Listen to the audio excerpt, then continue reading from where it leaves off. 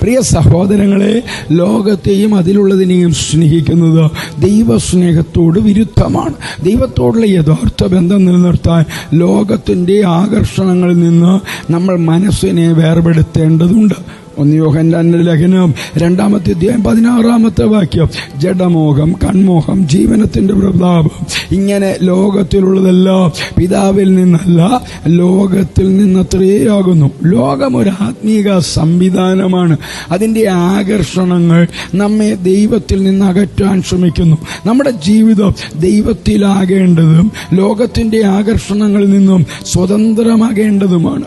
സാമ്പത്തിക കാര്യങ്ങളിലും ബന്ധങ്ങളിലും മറ്റെല്ലാ മേഖലകളിലും ദൈവത്തിന് സമർപ്പിതമായ മനോഭാവം പുലർത്തണം. ലോകത്തിന്റെ വസ്തുക്കൾക്കൊപ്പം ദൈവസ്നേഹവും നിലനിർത്തുവാൻ കഴിയത്തില്ല. ക്രിസ്ത്യാനിയുടെ യഥാർത്ഥ വിളി ദൈവത്തിന്റെ വിശുദ്ധിയും വ്യത്യസ്തതയും ജീവിതത്തിൽ പ്രകടിപ്പിക്കുകയാണ്. ആത്മാവിൻ വേർതിരിവും സമർപ്പണവുമാണ് ദൈവസ്നേഹത്തിന്റെ അടയാളം. നമുക്ക് ദൈവത്തിൽ ഉറപ്പോടെ ലോകത്തിന്റെ ആകർഷണങ്ങളിൽ നിന്ന് ആത്മാവിൽ വേർപെട്ട് വിശുദ്ധിയിലും സമർപ്പണത്തിലും ജീവിക്കാം. ക്രിസ്തുയേശുവിലൂടെ നിത്യതയ്ക്കാവുതകുന്ന ഒരു നല്ല ദിവസം ആശംസിക്കുന്നു.